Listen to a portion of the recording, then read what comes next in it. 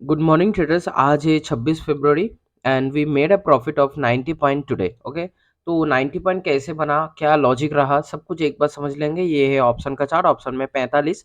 लेकिन किस्मत ऐसा बुरा था। पहला तो देखिए, ये वाला कैंडल पे हम लोग एंट्री बनाए थे 9:20 का। ठीक है, 9:20 का क्लोजिंग मतलब 9:21 का ओपनिंग पे हम लोग का एंट्री बनना चाहिए, है ना। तो मैंने ऑर्डर को मारा था इधर, लेकिन मेरा ऑर्डर स्लिप होके जाके लगा इतना ऊपर, पता नहीं काहे। I really don't know. 9 point ऊपर मतलब 18 पॉइंट ऑफ इंडेक्स में छूट चुका है मेरे हाथ से। ठीक है, तो यहाँ पर कुछ घोटाला हो गया। अब जो हुआ वो हुआ, कुछ कर नहीं सकते, है ना। तो इधर से 90 पॉइंट एक्चुअली ट्रेडर्स, आपको एक चीज बता देता हूँ, ध्यान रखिएगा इसको। आप जब भी सोचिए कि मेरा ऑर्डर एग्जीक्यूट हुआ 512 पे। ठीक है, मेरा ऑर्डर एग्जीक्यूट हुआ था 512 पे, लेकिन आपको अपना ऑर्डर को कैलकुलेट कहां से करना है पता है?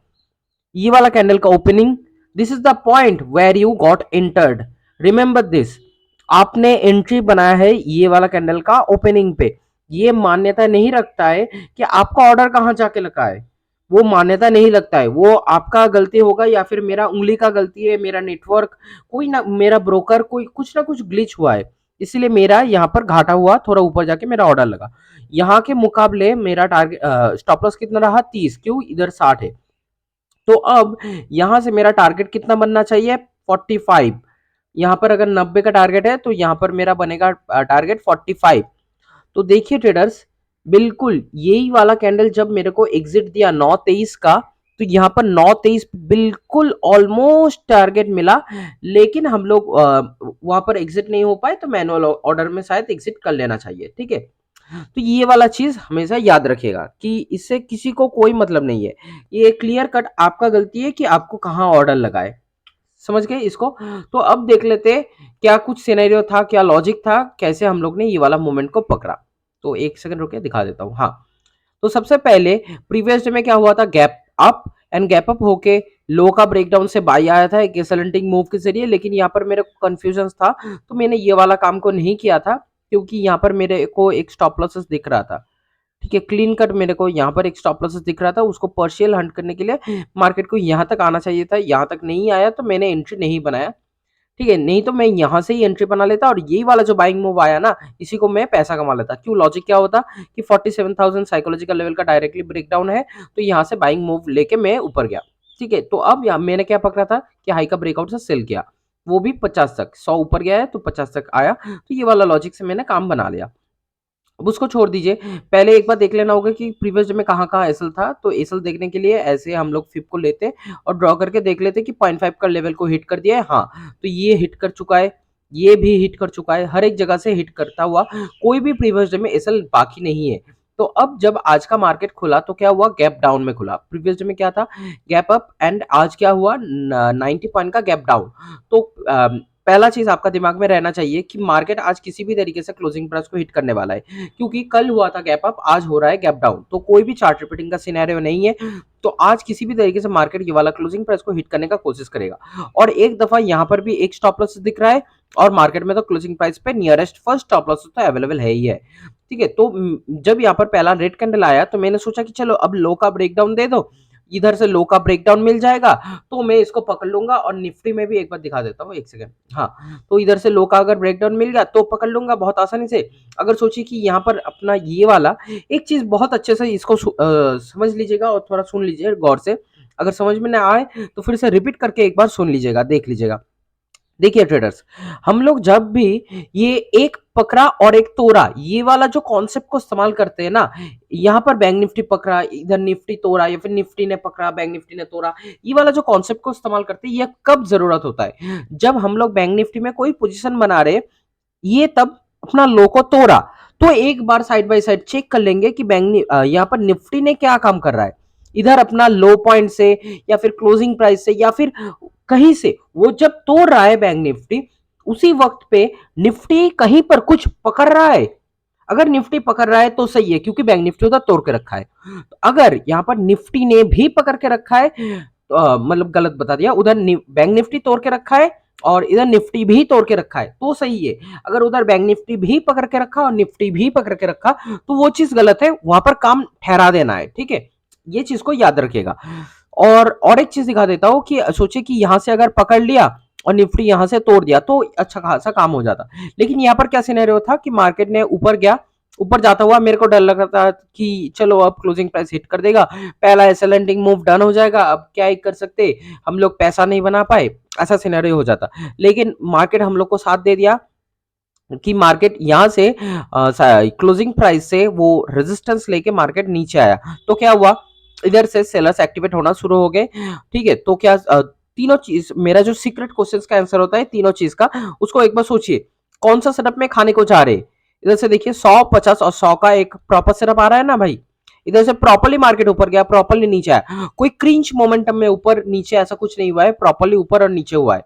तो 100, 50 और 100 में जा रहे, किसको खाने के लिए जा रहे, क्लोजिंग प्राइस पे जिसका स्टॉप लॉस अवेलेबल है उसको खाने के लिए जा रहे। ठीक है, उसी पे हम लोग का टारगेट है, उसको खाने के लिए जा रहे। और खाने के लिए जब जा रहे तो कौन एक्टिवेट हो रहा है, अगर लो का ब्रेकडाउन मिल जाता तो सेलर्स एक्टिवेट मिल जाते। लेकिन यहां से क्या सिनेरियो है कि इधर से देखिए इसको रेजिस्टेंस मान के, इधर से जो जिसने भी सेल करके सेलर्स बैठे होंगे उनको हम लोग एक्टिवेट समझ के उनको खाने के लिए जा रहे। सिंपल चीज, आपको 3 क्वेश्चंस का आंसर मिल गया, काम बन गया, दैट्स इट। ऐसे ही हम लोग को पोजीशन बनाना होता है। अभी और एक कंफर्मेशन के लिए आपको दिखाऊंगा कि मैंने तब ये वाला कैंडल पे क्यों एंट्री किया। बोलेगा कि कैंडल तो सिंक्रोनाइज नहीं था, ये वाला कैंडल रेड है लेकिन भाई आपका ऑप्शन में तो ग्रीन है, तो कैंडल तो सिंक्रोनाइज नहीं है। लेकिन भाई कैंडल का साइकोलॉजी को समझिए, ये क्या कैंडल है। अगर आपको देखिए, अगर आपको एसलेंटर बनना है तो आपको बेसिक प्राइस एक्शन आना बहुत जरूरी है। ये कौन सा कैंडल है, ये है ड्रैगन फ्लाई डोजी। सिंपल चीज सोचिए कि हाँ पता है कि एसलेंटिंग के लिए ये सब कैंडल फॉर्मेशन, कैंडल्स का नाम कुछ भी जरूरत नहीं होता है, घंटा फर्क पड़ता है हम लोग को। लेकिन ये कैंडल होता है dragon fly doji. And candle का उतना नाम टाम तो छोड़ दीजिए, कैंडल का सिंपल साइकोलॉजी को समझिए कि नीचे से बायर्स का पुश है, तो इसीलिए नीचे एक ऐसा एक वीक बना हुआ है। ठीक है, ऊपर अगर कैंडल होता तो अच्छा होता, लेकिन ड्रैगन फ्लाई डोजी प्रॉपरली दिख गया और इधर भी कैंडल का वॉल्यूम का कंफर्मेशन मिल गया, इधर से भी अच्छा खासा सब सेटअप था, तो इसीलिए बस एंट्री बना लिया, वो थोड़ा एक्सपीरियंस को इस्तेमाल किया था। ठीक है, यहाँ पर शायद बिगिनर्स लोग पोजीशन नहीं बना पाएंगे, क्योंकि देखिए पहला तो कैंडल का साइकोलॉजी सही नहीं है। ठीक है, जिसको लगेगा कि कैंडल में बॉडी नहीं है तो उसका साइकोलॉजी अच्छा नहीं है। लेकिन भाई ये आपको समय के समय आपको एक्सपीरियंस मिलता रहेगा कि ड्रैगन फ्लाई डोजी है तो काम बन सकता है, ये वाला चीज एक्सपीरियंस के साथ ही आ जाएगा। ऊपर से जो बिगिनर्स है उनको दिखेगा कि ये तो अपना पोजीशन में नहीं आया है, 100, 50 और 100 तो सिर्फ नहीं दे रहा है यहाँ पर। लेकिन एक चीज आप सोचिए कि एसलेंटिंग कॉन्सेप्ट कौन इस्तेमाल कर रहा है, ऊपर जो ऑप्शन सेलर्स बैठे हैं, प्रॉप डेस्क या फिर बिग प्लेयर्स, वो लोग इसको इस्तेमाल कर रहे हैं। वो लोग कहाँ का चार्ट देख रहे हैं, ऑप्शन सेलिंग को देख रहे हैं, और उनको ऑप्शन सेलिंग में क्या दिख रहा है, proper setup is available here. Okay, proper setup है ना, तो इसीलिए वो लोग जब देखे यहाँ पर प्रॉपर सेटअप है तो वो लोग यहाँ पर पोजीशन बनाएंगे। और एक चीज देखिए, मैं बार बार बोलता हूँ कि पोजीशन बनाने से पहले आपको 3 चीजों का बहुत अच्छे से ध्यान रखना होगा कि जो सेटअप मिलना चाहिए वो सेटअप कहाँ कहाँ होना चाहिए। इंडेक्स में सेटअप मिलना चाहिए, ऑप्शन सेलिंग में सेटअप मिलना चाहिए, एंड ऑप्शन बाइंग में भी सेटअप मिलना चाहिए।